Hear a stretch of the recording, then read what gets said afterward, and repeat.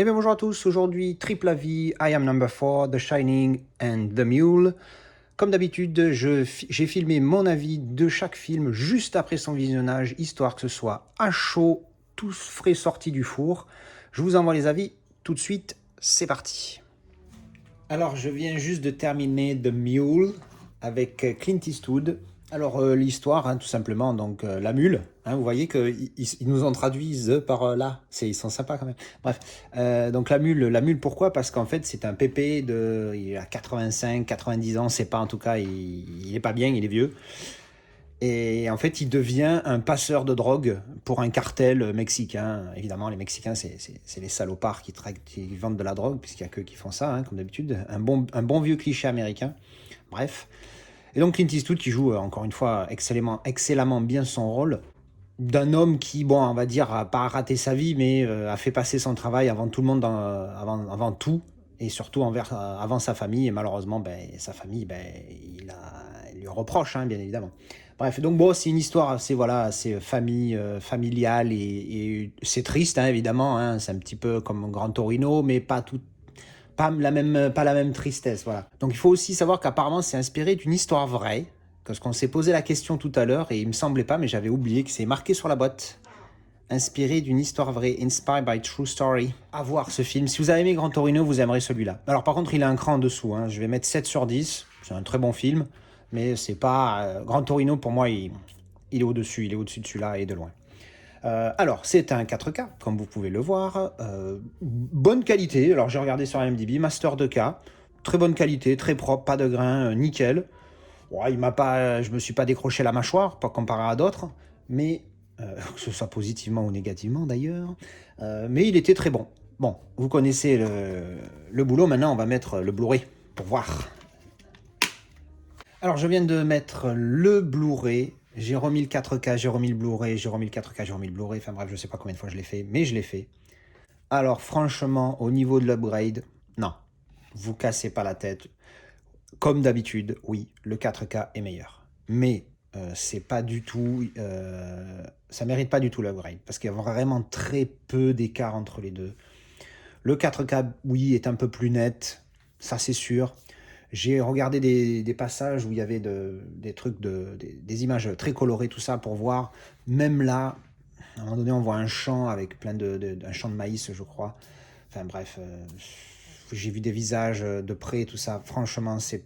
Oui, encore une fois, le 4K est un chouïa mieux, mais là, pour le coup, c'est vraiment un minime. Donc si vous avez le Blu-ray, franchement, vous cassez pas la tête avec le 4K, il est pas exceptionnel. Il est bien, encore une fois, si vous l'avez pas du tout et que vous le trouvez pas cher, oui, allez pour le 4K. Mais là, vraiment, si vous avez 10 euros le 4K ou 3 euros le Blu-ray, moi, je vous dirais 3 euros le Blu-ray.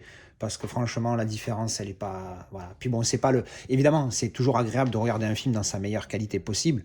Après, s'il faut tant qu'on achète tout en 4K et qu'on upgrade tout alors que le Blu-ray est bon, tu vois, vous voyez, c'est pas comme si on avait un DVD, upgrade, parce que la dernière fois j'ai vu Seven en Blu-ray, pardon, et derrière j'ai mis le DVD, bon là, DVD, ça coule, c'est sale, c'est sale, c'est pas sale, mais vous voyez, c'est pas terrible, donc il faut un upgrade du DVD au Blu-ray, sauf pour les très bons Blu-ray, les très bons DVD éventuellement, mais bon, bref. Là, franchement, la différence ne vaut vraiment pas le coup. Si vous avez le Blu-ray, gardez-le. Si vous l'avez pas du tout et que vous le trouvez pas cher, ou que vous avez les moyens, comme d'habitude, quand on a les moyens, on achète tout au max de la qualité. Ça, c'est normal. En tout cas, voilà, le 4K, il vaut pas l'upgrade. Alors, je viens de terminer I Am Number 4. Alors, c'est un film un peu science-fiction. Franchement, je dirais vraiment underrated, comme on dit chez les Américains, parce que je ne me rappelle plus comment on dit en français, est-ce que je suis une tâche. Alors science-fiction dans quel sens? Parce que le mec là, il a des pouvoirs, ça se voit, vous voyez là sur l'image. Pour ceux qui sont aveugles, on va zoomer, vous voyez sur l'image là, voilà. Et voilà, alors c'est vrai qu'il est très adolescent, orienté adolescent, mais il tient quand même la route. Moi, j'avais beaucoup aimé lors de mon premier visionnage. Là, on se l'est refait avec la Casa Girl parce qu'elle adore ce film et elle voulait se le refaire. Et puis, c'était son anniversaire. Alors, j'ai dit banco. Hop, d'habitude, je garde pas ça là-dessous, donc je vais l'enlever. Voilà. Mais j'étais pas très content, oui, parce que j'ai une tonne de films à voir, qu'on a une pile, j'ai 1000 films à voir, et je me refais un film que j'ai déjà vu il n'y a pas spécialement longtemps en plus. Mais bon, bref, ça m'a fait plaisir de le revoir parce que c'est un bon film. Bon, bref, revenons à nos moutons. Mais, comme je fais des blagues, je suis en mode blague, je suis en mode blague. Euh, alors, l'histoire. L'histoire, c'est lui qui est un alien qui vit sur la Terre et il a un protecteur qui vient aussi de la même planète que lui. Et ils sont pourchassés par une autre ethnie de sa planète qui veulent le détruire, lui et son protecteur. Pour X raisons, on s'en fout. Lui essaye de s'acclimater à la vie humaine, ça lui plaît, il a envie de sortir, tout ça, mais évidemment son protecteur lui dit que non. Bon bref, c'est très, comme je l'ai déjà dit, je crois, c'est très orienté adolescent, mais franchement, moi ça m'a plu, hein, ça passe. Il a des pouvoirs, donc ça fait un peu mode super-héros.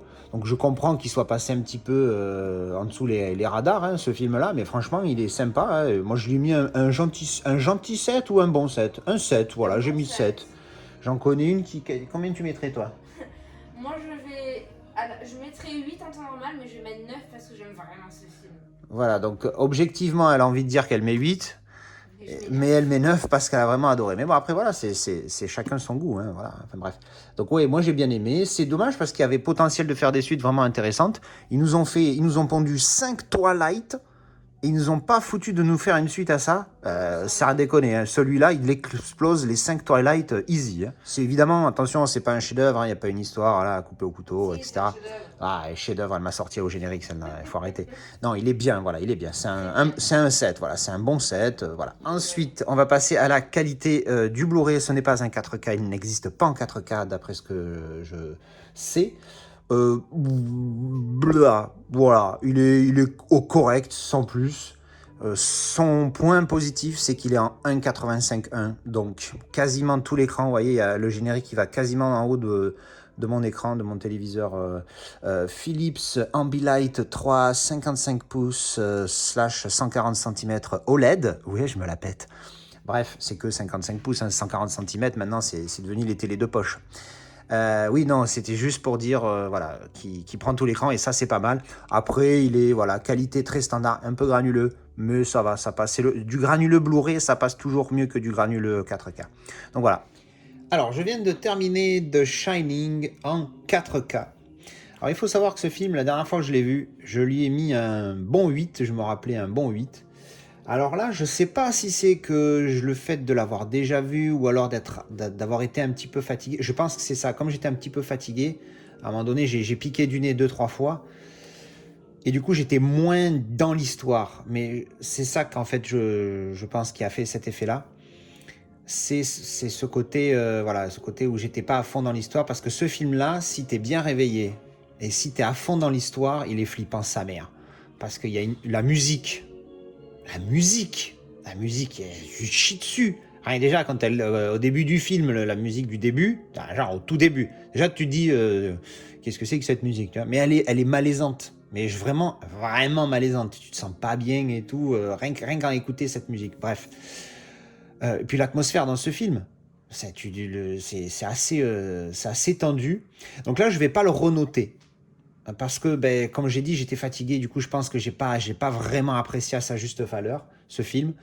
Mais voilà, des souvenirs que j'en ai gardés de mon premier visionnage, ça reste quand même un pur film. Par contre, là où il y a fatigué ou pas, c'est l'acting de Nicholson. Waouh!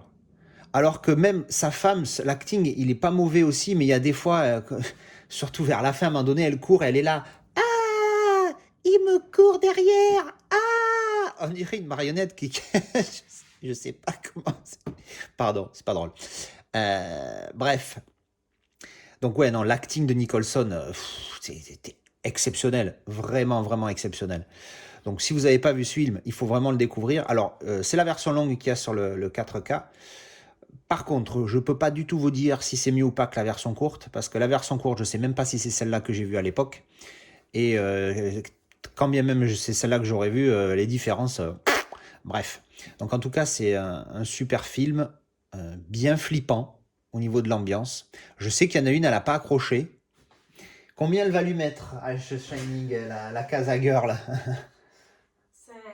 Elle va lui mettre 5 parce que voilà, elle est. Donc ce qui lui a pas plu, voilà, c'est qu'elle a pas accroché au fait qu'il est pas. Enfin, elle était dans le film, je l'ai pas senti perdue ou quoi, mais c'est le manque de réponse claire au film. Et j'avoue que sur la fin, moi aussi j'ai un peu bugué sur. Attends, mais merde, attends, qu'est-ce que je vais pas spoiler, mais bon, qu'est-ce que quoi, comment, mais pourquoi, à quel moment, enfin bref. En tout cas, 4K. Ma première impression quand j'ai visionné le film, les comparatifs que j'avais vus, c'était waouh. Là, je dirais pas qu'il n'y avait pas l'effet waouh. Évidemment, le comparatif, j'ai le Blu-ray et ça passe au 4K instantanément. Donc tu vois vraiment un gros changement. Là, j'y avais pas ça. Donc c'est difficile de dire waouh. Par contre, il est très très bon. Attention.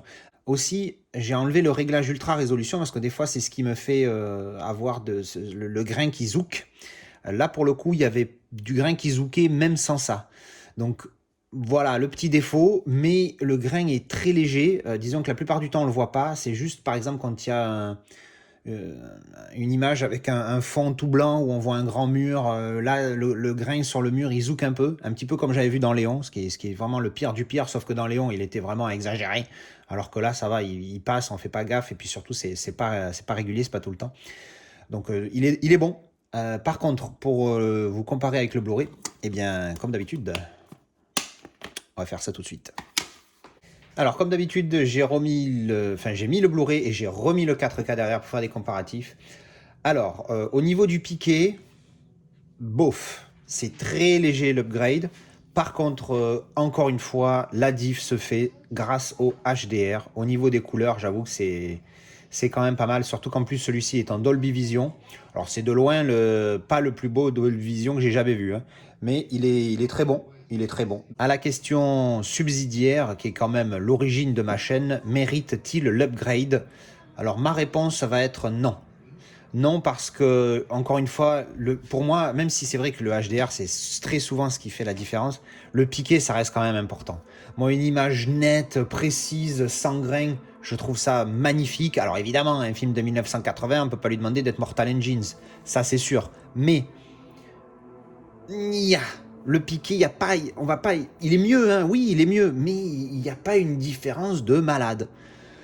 Après, si vous regardez les comparatifs, encore une fois, vous avez l'image du Blu-ray et après ça swipe comme ça et ça passe tout de suite au 4K. Donc oui, la différence, vous l'avez, waouh.